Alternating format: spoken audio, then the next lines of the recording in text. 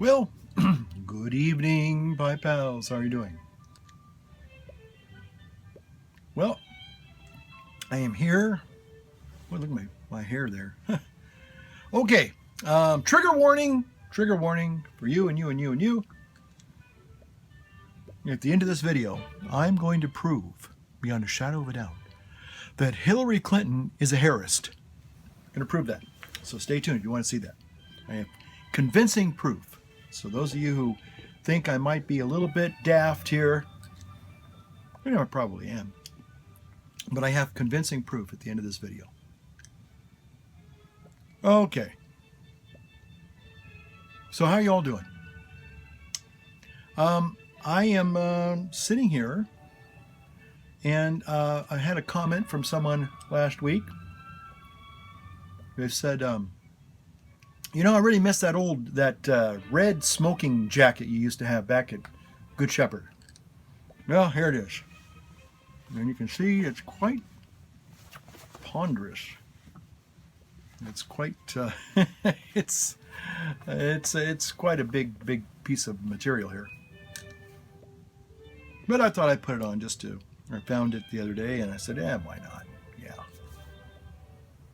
Anyway, I'm smoking my wonderful, beautiful Philippe Rivera Cherrywood, and just put a video up last night about this gorgeous pipe. And so I just thought I'd come on and talk a little bit about the pipe and again how wonderful this particular pipe really is. I'm smoking again some Samuel Gawith. I did have a little dinner tonight, so after 47 hours of a kind of a prolonged little fast there, I had dinner this evening, and life is pretty good. I got some coffee here.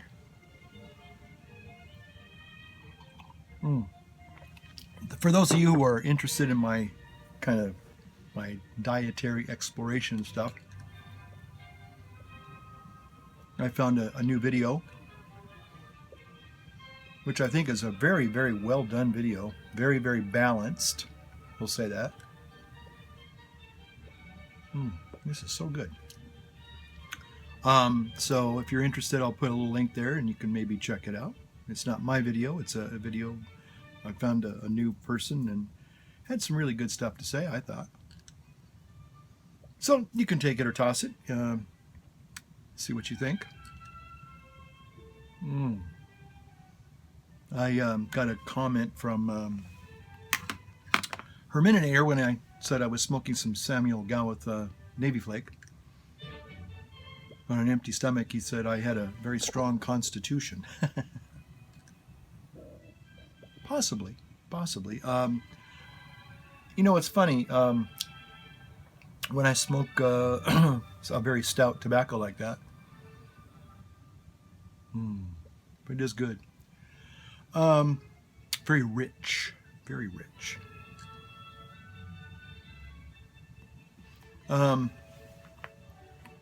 So I don't know. On one hand, I could certainly feel it, but it's funny. I know it kind of messes with your blood sugar. Somebody said, yeah, it's gonna spike your cortisol or your insulin, I guess, a little bit. But I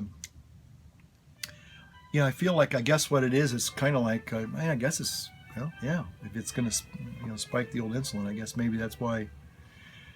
Anyway, the thing is that I kind of go through this, I get really, kind of like wired, and then all of a sudden it just plummets, and I just go, man, am I dead to the world? So anyway, hope you're having a nice evening. Wow, that's really, really delicious. I really do enjoy this Samuel Gawith. Gawith or Gawith, and I heard it pronounced both ways.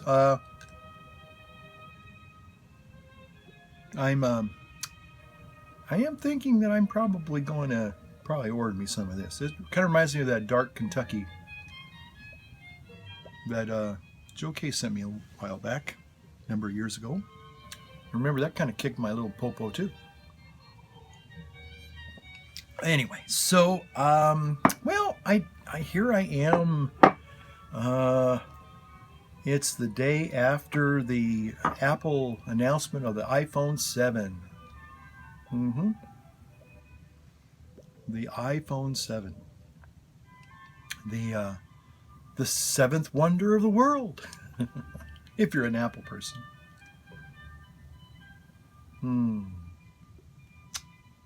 So I've seen a lot of different videos, people that I kind of follow and enjoy, and see what their take is on the iPhone 7. I caught most of the keynote. I had an appointment yesterday morning, so after my appointment, I scurried back over to my man cave here and watched for the hour and 10 minutes that was left on there. And, I think Apple products, whether you love them or you hate them, they are just kind of a part of Americana now.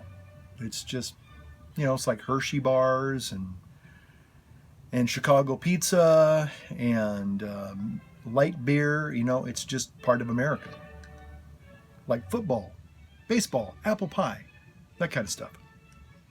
And Chevrolet or Toyota, if you're a Toyota person. So the thing is that, it's sort of like, so goes, as goes GM, so goes the rest of the world. I guess that was what they say. So goes Apple, so goes the rest of the world, or the rest of the country. So, eventually, and one of the things about Apple products, and this is something I've been wanting to say, and I guess I've tried to say it in different ways. But the problem with Apple products are that they are, for the most part, very, very, very reliable. I mean, you got, they're kind of built to last. The problem is that the software keeps changing, keeps leapfrogging every other year.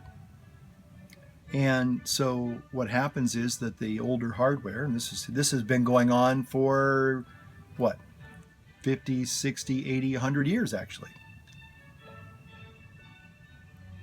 That's one of the reasons why they're getting rid of the headphone jack, to the consternation of a lot of people, wailing and gnashing of teeth, I know.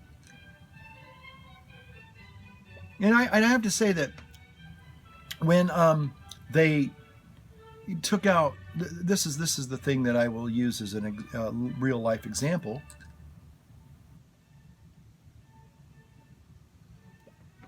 To say that, okay, when Apple decided that they were going to get rid of the optical drive in their laptops, and they're all their hardware, laptops, desktops, whatever, to make them lighter and thinner and all that stuff. It's one thing to try to force change. It's another thing to kind of realize that maybe the change has already kind of happened. And all you're doing is adapting to the change. And at first, when they said, well, there's not going to be any more, optical drives, I was like, well, how can that be? And of course, they gave you the option, a lot of people, oh, no, I got to go buy an optical drive.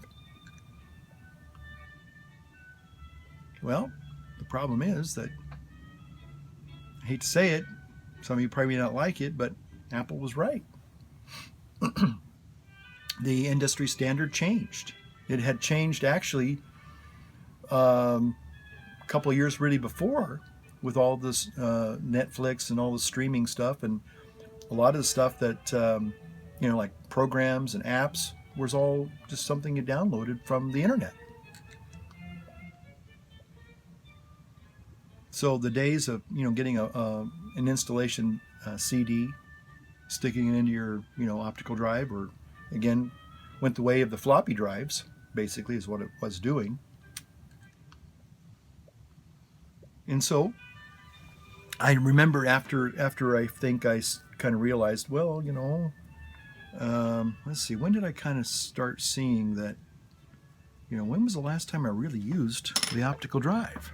I have them in the Mac Pro here. I have two of them, two super drives, what they used to be called super drives.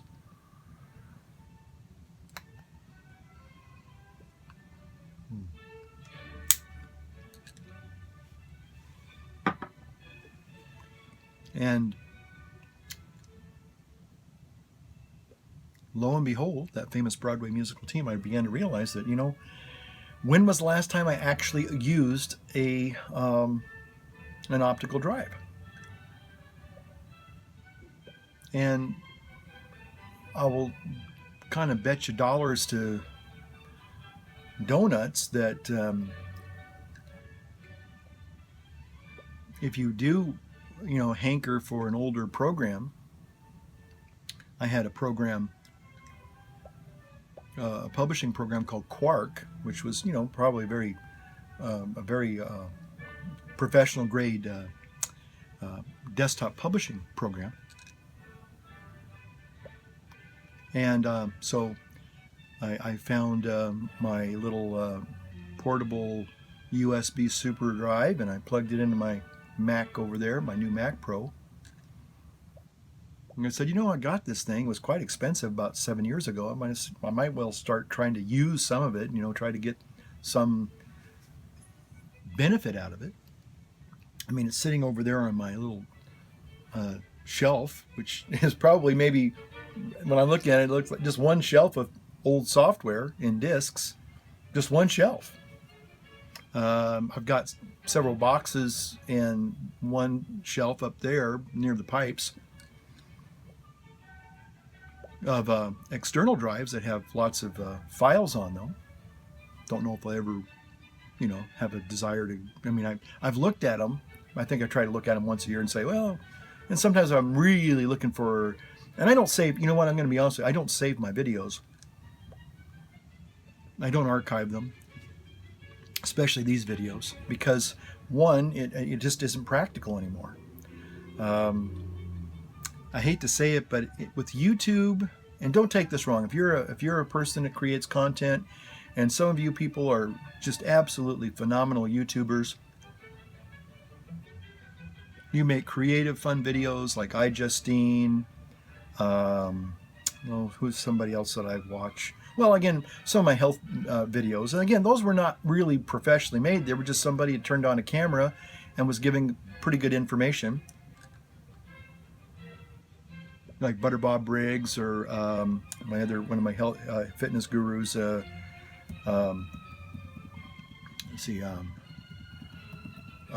Dr. David Getoff, really like him. He's really good.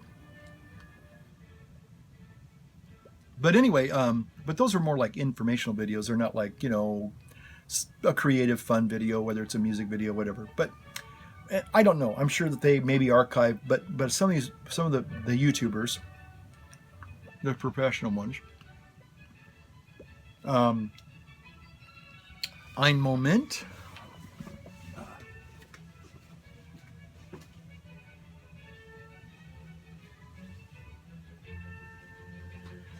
Somebody sent me a video on how to avoid the gurgle, and I'm sorry I forgot your name, but I didn't look at the video yet, but I'm going to. Always trying to learn something new, even in the rarefied world of pipe smoking. So anyway, I don't archive my stuff. I don't know, and it's just not practical. And to be very honest, I was going to say that a lot of us YouTubers, if we're honest, the content that we put up on a regular occurring basis is just, it's sort of like buying milk or eggs. They have a shelf life, and after that, they're done. Oh, there's a few people that might want to go back and look around and say, hey, what was this person like a few years ago? What do they say, about a certain thing? So, as long as YouTube's up there and before, World War III happens, we'll probably still be able to, go back and look at some of these crazy videos. And sometimes every now and then I'll go back and I'll say, oh yeah, I remember that. I remember having fun making that one, especially some of my more creative ones, quote unquote creative ones. I'll say quote unquote. We have one called Smoking Habits, where I do a little green screen fun, and I had different liturgical vestments and stuff I wore, and different pipes and different little garb I would wear. Kind of in a ancient monastery, and I'm walking around and just having a lot of fun. And every now and then I'll try to pull out the old green screen or do some fun editing, and if I make a contest video, stuff like that, I'll try to do some fun. But anyway, so all I'm saying is that when it comes to Apple killing off the 3.5 jack, rest in peace, requiescant in pace, I have to say I kind of agree with them. And I think they were proven right when they decided that they were going to move beyond the optical drives. And I know some people scream bloody murder when Apple decided they were going to pull the plug on the optical drives. But it turned out that they were already obsolete. Because pretty much everything that we do now is downloadable from the internet. Apps, even programs, music, information, entertainment, videos. I mean, it's all streaming now. So, again, and like I said, if you did have a DVD program, chances are it may not work with the current architecture or the newest software, the operating system. Going back to that Quark program, trying to install it, it said, sorry, your operating system is not designed for this program. It will not run under this software or this operating system. Oh, okay.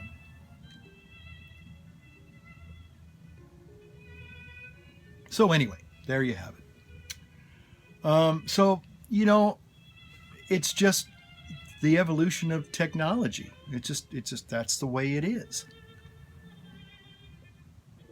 Yeah, would it be nice to have a fully contained technological world where you weren't always having to upgrade and stuff? Yeah, in some ways, yeah, it'd be nice. It'd be less expensive, I guess. But in some ways, the fun would be gone too. At least for us, people my age, we're still in love with the technological thing. People, you younger millennials and people even younger than that, you've grown up with it. It's like cars. Cars were kind of cool, but they weren't something you went, wow, a car. It's just like, oh, it's a car. And that was just kind of, maybe you could trick them out and make them cool. But anyway, bottom line is that, most young people are not enamored or infatuated or in love with technology the way, say, my generation is. So anyway, Apple is moving ahead, and people will eventually, kind of realize that, well, yeah, I guess they were right. Anyway, so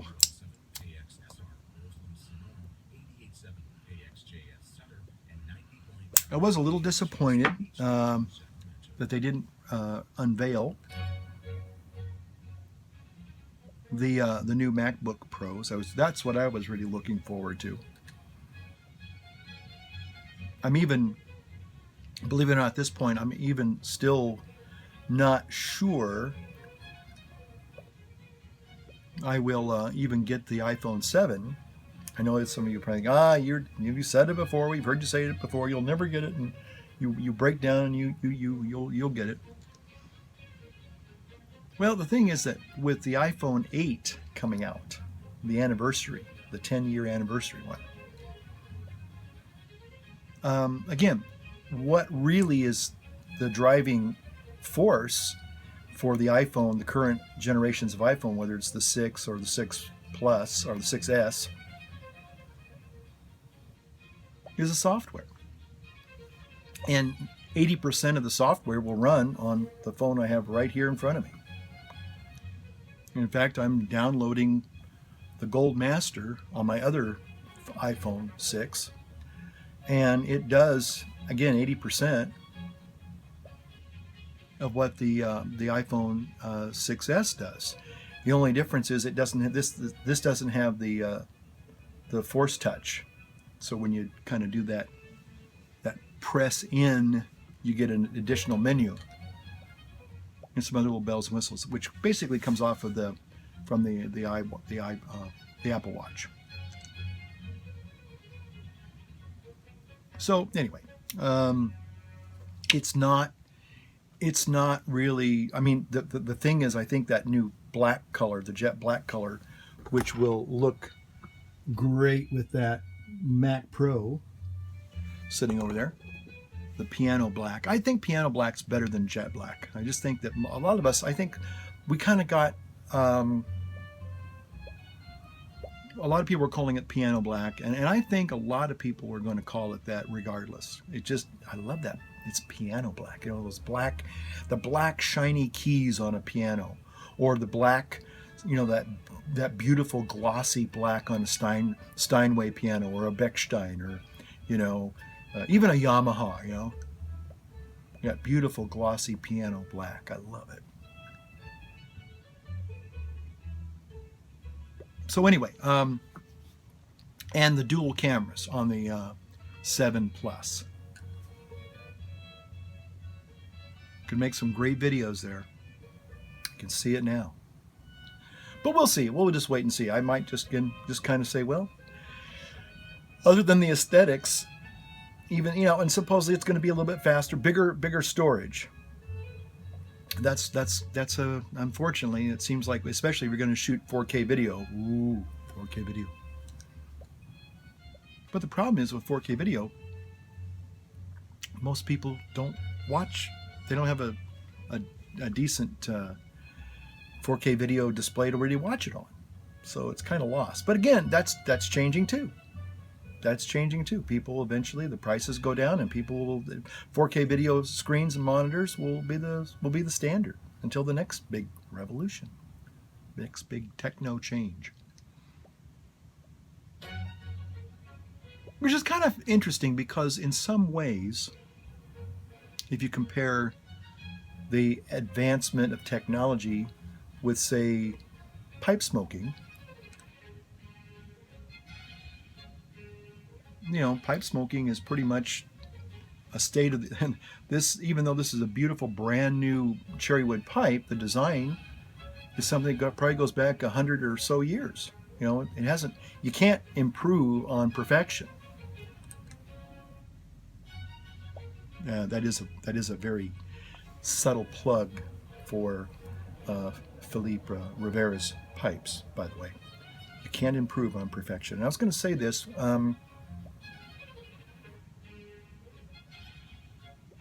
And I'm smoking now my second bowl of Samuel Gauth. It's one big juicy flake.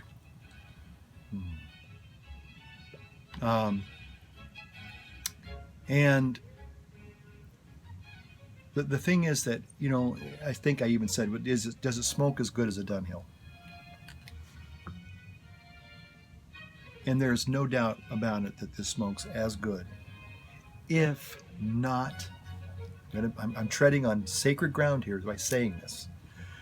I'm going to upset some people when I say this. It smokes not just as good as a Dunhill, but it might smoke just a little bit better.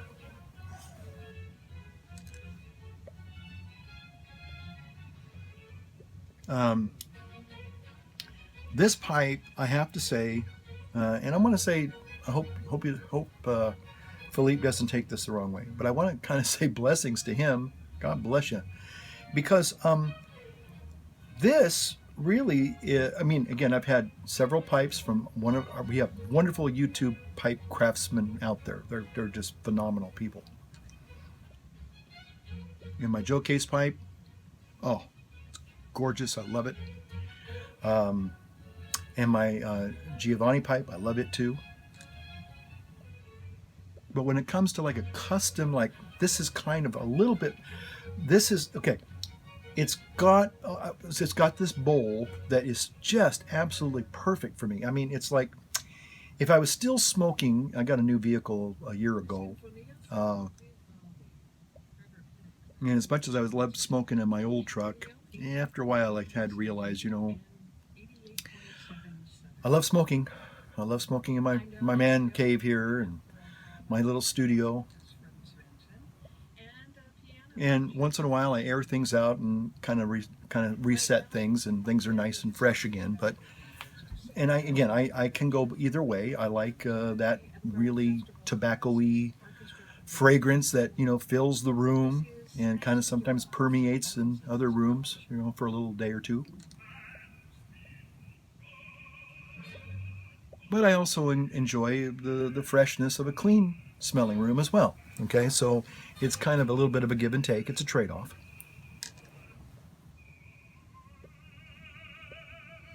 I'm sure if I was married, I would have a spouse who would probably banish me and my pipes and my tobaccos to the garage.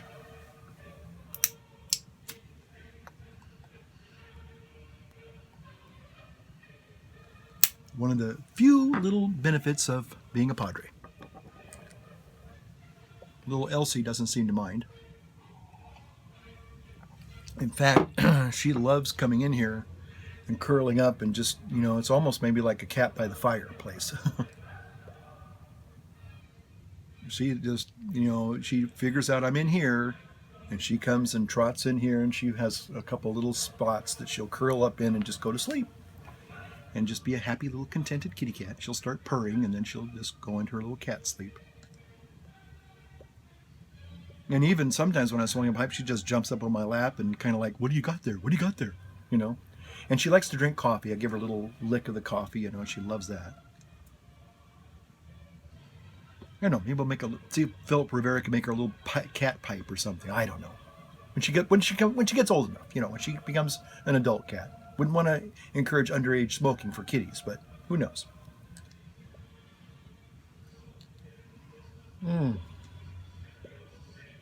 So, anyway, I don't know about the iPhone 8. It sounds like it's going to be very interesting.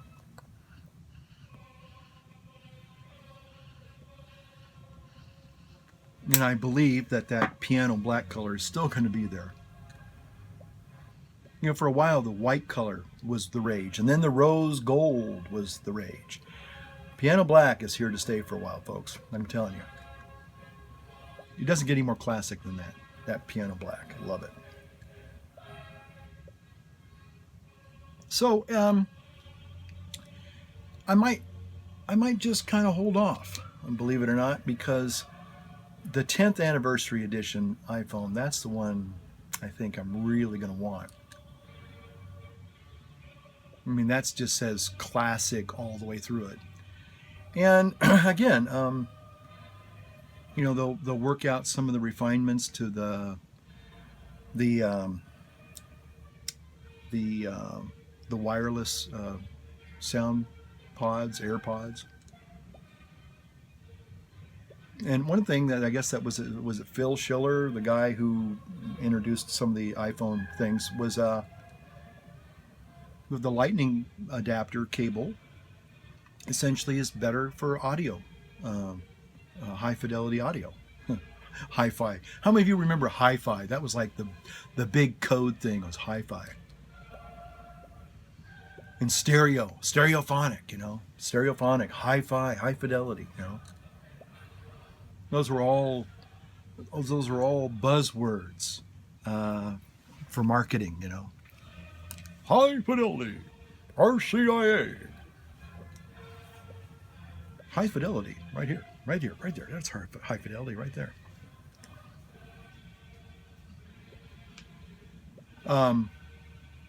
I saw some interesting commercials from the 1950s a couple weeks ago on my vacation. And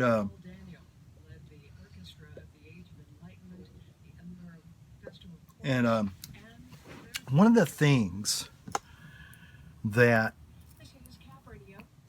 you know, and I remember this as a kid growing up, and still seeing some of those older commercials even on late night TV and stuff.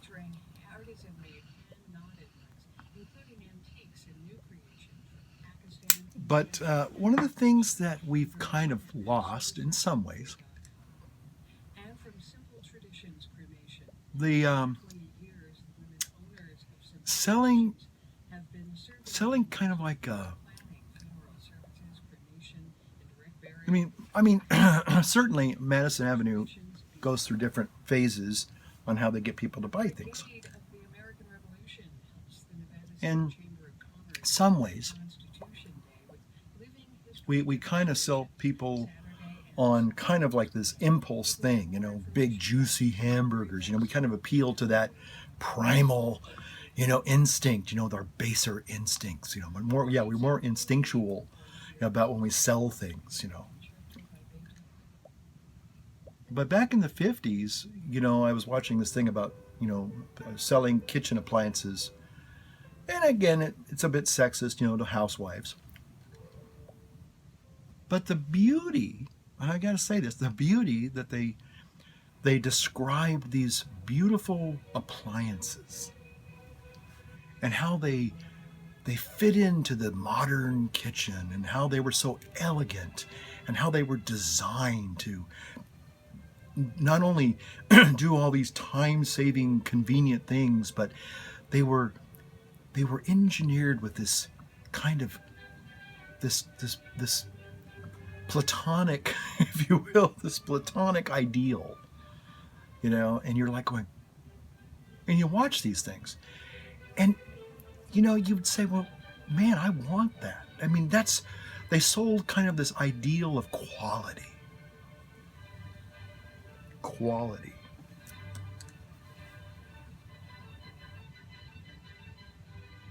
And it's sort of like classical music. It's like fine paintings. It's, I guess you could even say fine wine. I don't drink wine anymore, but but it's an illusion. Yes, I realize it's ethereal. It's an illusionary thing, and it appeals to something that. But I think there's also, besides our baser instincts, there's also this sense of nobility. You know. Yeah, I could buy something, but I want to buy something of quality. You know. You got this sense that, and in some ways, you know, several decades ago, you would buy something and you expected it to pretty much last a lifetime. You know, lifetime warranties, a lifetime guarantee. That this product was going to be giving you reliable, dependable, exquisite excellence throughout the course of its life and your life. Maybe that's the allure of pipes and pipe smoking is, again, how many, again, I have talked in the past about, you know, pipes that were not that great, but I have a whole shelf full of excellent little smoking machines. And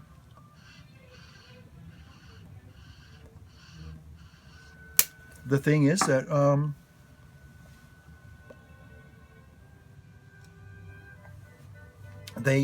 they're just as good as the day I got them, you know. I have seen a few videos in the past where people have actually bought estate pipes only to find out that they pretty much had holes burned in the side of them, and they went, uh-oh, I didn't know that. You know, they bought it on eBay. And I'm not saying the person deliberately deceived them, but maybe they were just somebody that found Grandpa's old pipe collection and found out, hey, somebody said, hey, that's a Dunhill. Well, you could sell that for some good money. And they had no clue what they were selling. They just thought, oh, it's a nice pipe. They might have cleaned it up a little bit, maybe. And they sold it. But then the person that really knew about pipes, and they got it and go, ooh, that's almost a burned out pipe. They didn't know it. It looked great on the outside, but or maybe it was cracked. Cracked along the stem there or something. Still be fixed.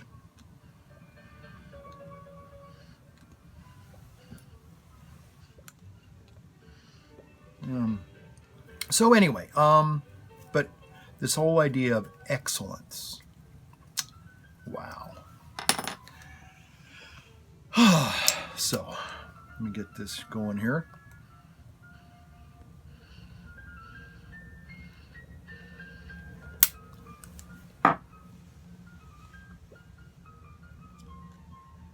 Something that withstands the test of time. It's timeless.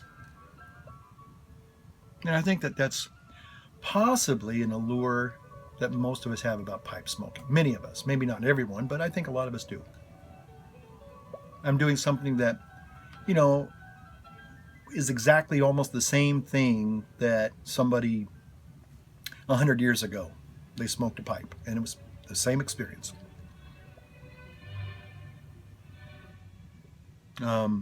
If somebody was transported from time 100 years ago, 200 years ago, that was a pipe smoker, the pipe smoking ritual would be this exact same thing, which is unlike the way it is with technology. Compare just say, 20 years ago. The big, huge, bulky monitors.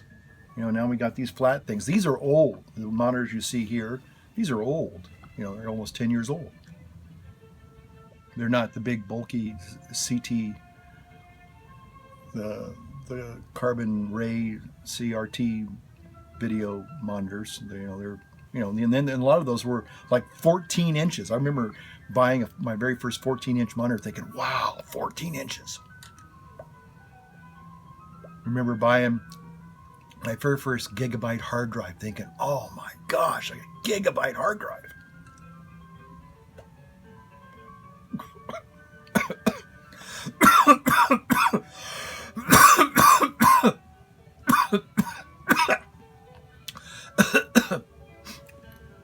By the way, that was my Hillary Clinton impersonation.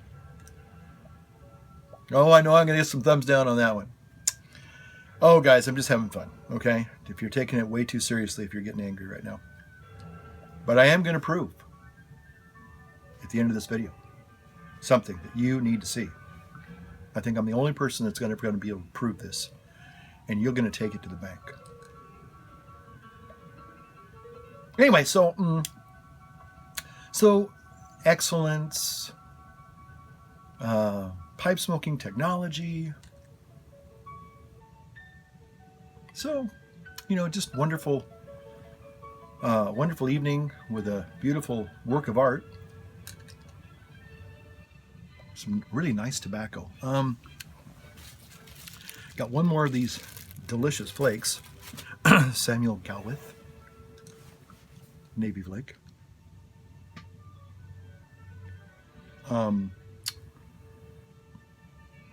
Talking to you all. So anyway, I don't know what you guys are thinking about the death of the 3.5 audio jack, but basically it goes. That's I guess they said it's like 100-year-old technology. I mean, it served us well. And I dare say there's probably going to still be, But I mean, I got a box of cables.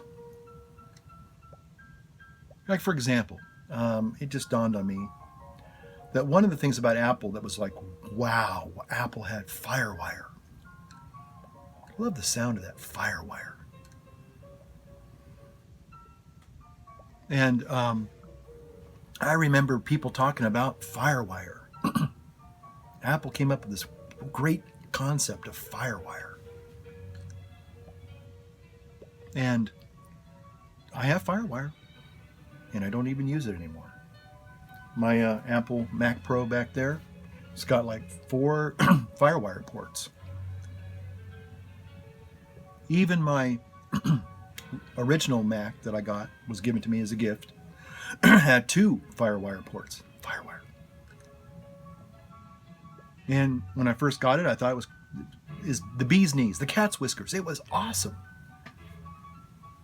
But it became obsolete within a couple of years. I have a couple of little Sony cams that were FireWire. You know, oh, gotta have FireWire. You know, when you're gonna shoot something and you want to, you know, take it from the camcorder and put it into your machine, your computer, gotta have FireWire. It's obsolete. It's gone. I mean, I got a box of FireWires. Don't use them anymore. I think I have a couple of devices that connect using FireWire. And if I needed to retrieve something from them, or you know, look at something I made maybe 10, 12 years ago, 16 years ago now,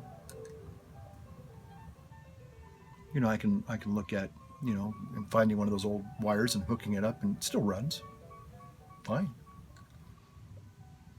But now, you know, data transfer is a lot quicker. I mean, I can do airdrop stuff. I used to depend upon FireWire to you know, shuttle between different machines or whatever. I just do it airdrop now, and it's wireless. So on one hand, technology just moves forward, and you just have to say, well, okay, I know a lot of people got really angry at Apple when they went to the Lightning port. They dropped the 30-pin cable connectors and went to the FireWire, or not FireWire, pardon me, sorry, Freudian slip there. But yeah, it was a kind of a pain because everybody bought the little boxes that you could stick your iPod or iPad, or not, yeah, even iPads, you know, 30 pins, and you could, you know, hook them up to some nicer speakers. Maybe you had a little charging station that could take your iPod or your iPhone or Shuffle or whatever, and you plug them all in, and oh, cool, I got a. And then they dropped that, and you just abruptly made a new connector, and it's like, oh man. But in many ways, it was better. It just moves forward. That's all it is. All it does. A buddy of mine who was in the tech business taught me how to build computers, believe it or not. Back when I was building Windows XP machines. That was fun. I enjoyed that. I said, so when is the technology thing going to kind of get on an even keel and kind of just get all uniform, and we don't having to worry about updating all the time? And he said, about 6 months. Really? Yeah, 6 months after you're dead. Oh, thanks.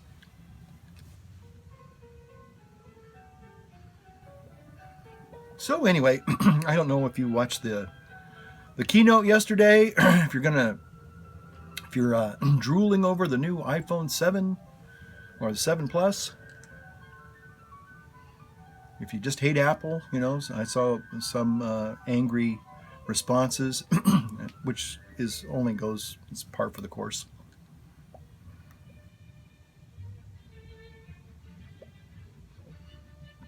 It's to be expected, you know. Critics everywhere. Life wouldn't be life without critics. Got to have critics. Be a boring place if we all agreed on everything. But so, you know, again, you know, like I said, my desire was to see the new MacBook Pro.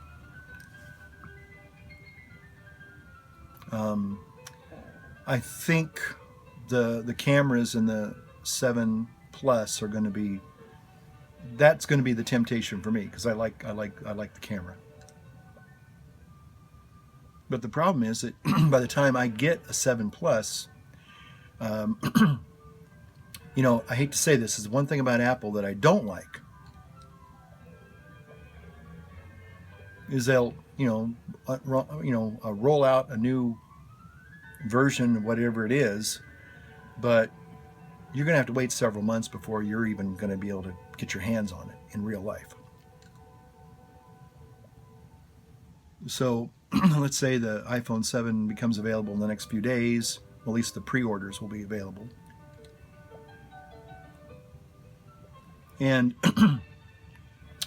I kind of like to wait anyway, because if there are some, design flaws, like antenna gate, quote unquote, or, the bendable iPhone 6, or, probably now there'll be people that will be trying to test the waterproofness.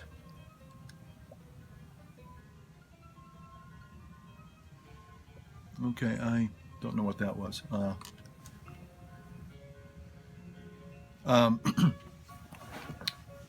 The waterproofness, and only to find out that, somebody goes diving at 300 feet and the phone, they're taking pictures, underwater pictures, and water got in there. I wonder why, And people do stupid things. Stupid is as stupid does. It'd be like saying my new Philippe Rivera pipe is waterproof, I guess it is, kind of, sort of. It's water resistant. I should do a water resistance test with my new Philippe Rivera pipe.